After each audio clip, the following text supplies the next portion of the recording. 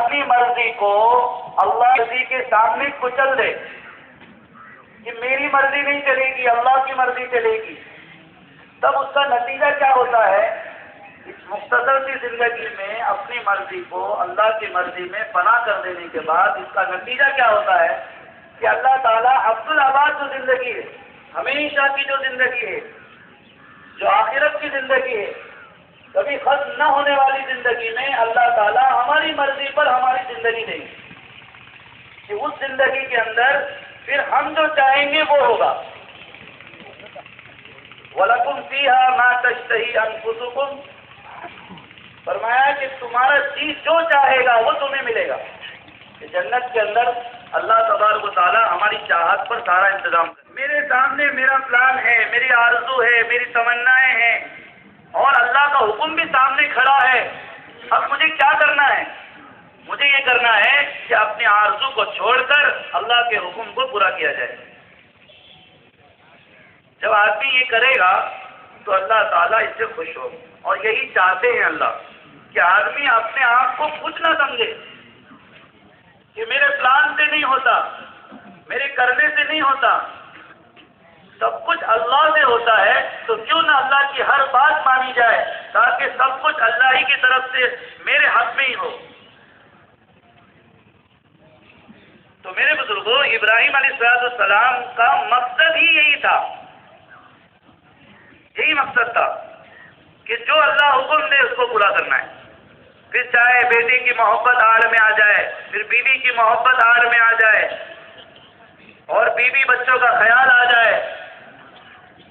انہوں نے اس بات کو نہیں دیکھا، صرف اس بات کو دیکھا کہ کس طریقے سے اللہ کا حکم پورا ہو۔ جب اللہ کا حکم پورا ہوگا تو میرے بیوی بچے ضائع نہیں ہوں گے۔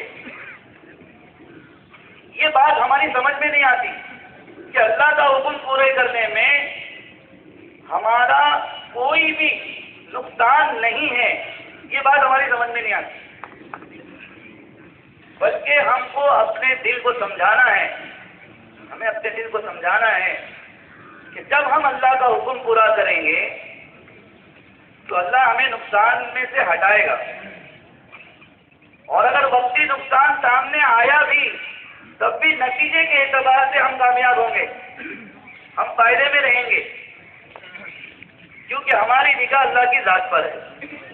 میرے بزرگوں، پوری زندگی کا خلاصہ ہی یہی ہے کہ ہماری نگاہ اللہ کی ذات پر ہو، جو اللہ کہہ رہے ہیں وہ کر جاوے، پھر ہمارا دماغ اس کو مانے یا نہ مانے، بس اللہ کی کرنا ہے، اللہ جو بولے اس کو کرنا ہے۔ تو یہ عظیم مقصد ہے، قربانی کوئی معمولی نہیں ہے۔ اپنے بیٹے کی قربانی ہم سب واقعہ سنتے ہیں، کس طریقے سے جو ہے قربان کرنے کے لیے چلے تھے ابراہیم علیہ السلام، اور پھر بیٹے کی کیا جذبات تھے، یا ابت افعل ما تؤمر ستجدنی انشاءاللہ من الصابرین، کہ آپ کر گزریے وہ کام جس کا آپ کو آپ کے رب نے حکم دیا ہے، انشاءاللہ مجھے صبر کرنے والوں میں سے پاؤ۔ بیٹے کے بھی جذبات کب بنتے ہیں؟ جب ماں کی تربیت ہوتی ہے، ماں میں دینداری ہوگی، بیٹے میں، اولاد میں دینداری آئی۔ اس لیے میرے بزرگوں، اس بات کو بھی اپنے اندر چلانا ہے کہ کس طریقے سے ہمارا گھر اللہ کے حکم، کہ بچہ بھی کہہ رہا ہے کہ آپ بلا شک و شبہ میرے گردن پر چھری پھرا دی، بیٹا کہہ رہا ہے، آج کوئی بیٹا نہیں کہہ سکتا۔ تو میرے بزرگوں، مستقل جب گھر پر محنت ہوتی ہے تو گھر والے اللہ کے دین پر کھڑے ہوتے ہیں، اللہ کے احکامات کی بجاوری کرتے ہیں۔ اب یہ عظیم قربانی جو اللہ تعالیٰ نے ہر سال ہمیں دی ہے، یہ یادگار ہے، اس سنت کا احیاء ہے۔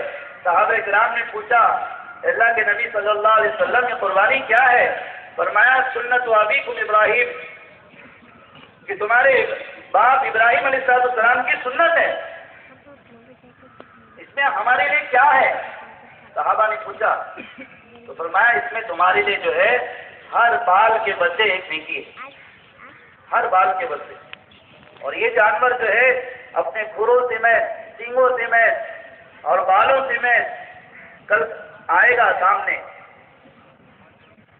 اور پھر میں نے بزرگوں بھی روایتیں اس کے بارے میں موجود ہے کہ یہ 70 گنا زیادہ ہوگا. جس وقت ہم نے اس کو قربان کیا تھا اس سے 70 گنا زیادہ اچھی شکل میں اللہ اس کو پیش کرے. تو یہ قربانی جو ہے ہم اللہ کے لیے کرتے ہیں کیونکہ یہ اللہ کی دی ہوئی نعمت ہے. اس لیے ذبح کا جو طریقہ ہے اس کے اندر جب ہم دعا پڑھتے ہیں انی وجہت وجہی للذی فطر السماوات والارض، ہم نے اس ذات کی طرف رخ کیا ہے جس نے آسمان اور زمین کو پیدا کیا ہے. جب ہم یہ دعا پڑھتے ہیں اس کے بعد جو ہے ہم یہ کہتے ہیں اللہم ھذا منک ولک، اے اللہ یہ تیری طرف سے ہے.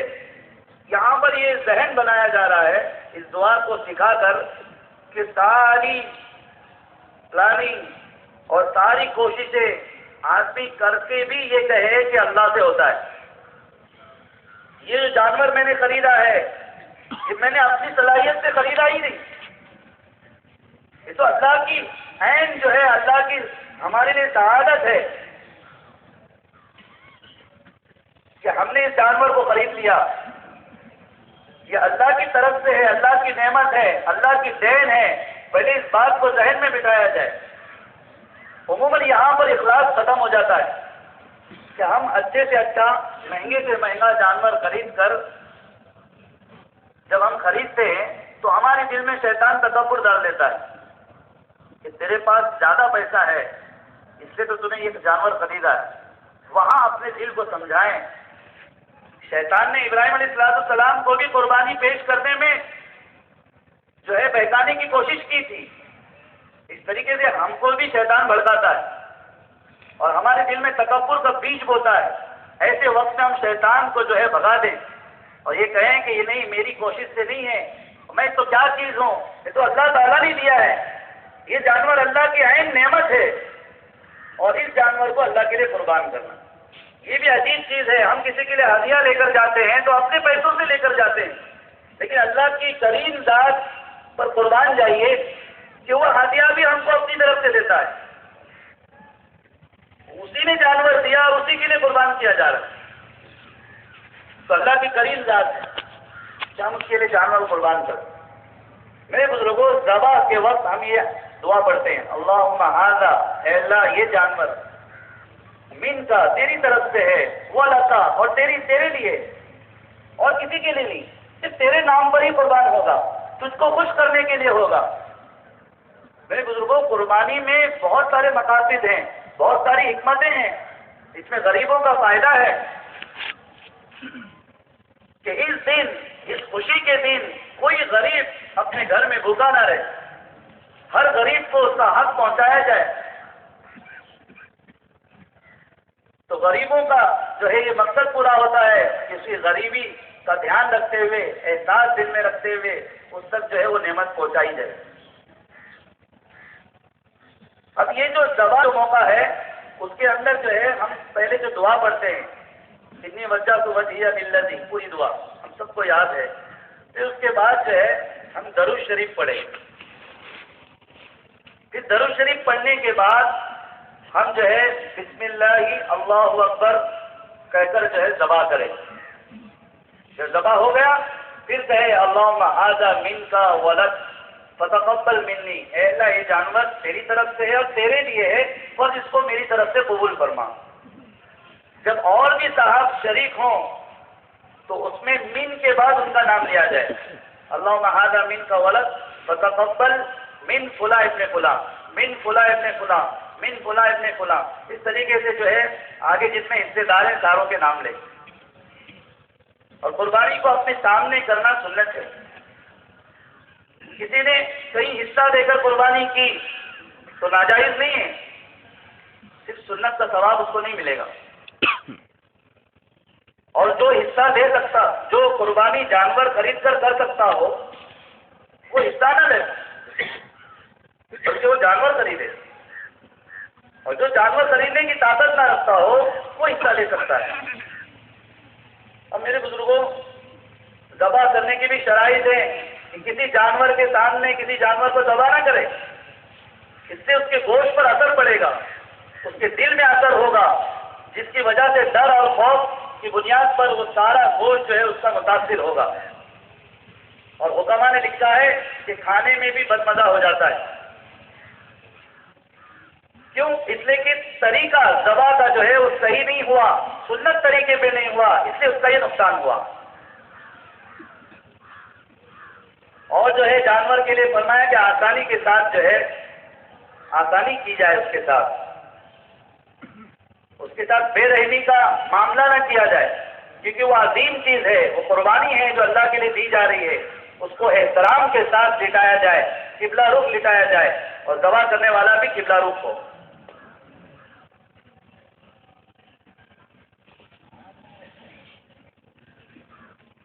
جماعت کھڑی ہونے کے لیے صرف 2 منٹ باقی ہیں. جلد سے جلد عیدگاہ میں تشریف لائیں. میرے بزرگوں، ہم جو ابھی نماز ادا کرنے جا رہے ہیں، اس نماز کی جو نیت ہے وہ سنت موقرہ کی نیت ہے، اور اس نماز کے اندر جو ہے وہ 12 زائد تکبیریں ہیں. 12 زائد تکبیریں. پہلی رکعت میں 7 تکبیریں اور دوسری رکعت میں 5 تکبیریں ہوگی. ہر 2 تکبیر کے بیچ میں ہم کو سبحان اللہ یعنی تیسرا کلمہ پڑھنا ہے. سبحان اللہ والحمد للہ ولا الہ الا اللہ واللہ اکبر، تیسرا کلمہ پڑھنا ہے. اور جو ہے احناف کے نزدیک یہ نماز واجب ہے، نیت جو ہے واجب کی جائے گی. اور 6 زائد تکبیریں احناف کے نزدیک ہے. جب امام پہلی تکبیر کہے اس کے بعد جو ہے ہم ہاتھ اٹھائیں اور ہاتھ باندھ لیں. احناف ہاتھ اٹھائیں، باندھ لیں، اور 2 تکبیر کے بعد جو ہے 2 تکبیر تک ہاتھ جو ہے اٹھا کر چھوڑ دیں. تیسری تکبیر میں ہاتھ باندھ لیں، اور شوافے جو ہے ہاتھ اٹھا کر باندھ لیں. رفع دین کریں اور ہاتھ باندھ لیں. حضرت عمران رضی اللہ تعالیٰ عنہ سے بحقی کی روایت ہے، حضرت عمران رضی اللہ تعالیٰ عنہ نے تکبیرات کے اندر رفع دین کیا اور اس نے باندھا ہے. یہ بحقی کی روایت ہے. تو میرے بزرگوں، یہ نماز عید ہم اس طریقے سے ادا کریں گے. اور نماز عید کے بعد جب خطبہ ہوگا تو اس کو غور سے سنیں. خطبے کو غور سے سننا ضروری ہے. کوئی بھی صاحب اٹھ کر نہ جائے، غور سے خطبے کو سنیں، اور خطبے کے بعد جو ہے اپنی جگہ پر بیٹھے رہیں. کیونکہ یہ حدیث سے ثابت ہے کہ اللہ کے نبی صلی اللہ علیہ وسلم عیدگاہ میں آتے، نماز پڑھاتے، خطبہ دیتے، اور لوگ اپنی جگہ پر آرام سے بیٹھے ہوئے رہتے. یہ حدیث کی بات ہے، اسے ہم اپنی جگہ پر آرام سے بیٹھے رہے. صفحے درست کر لیں.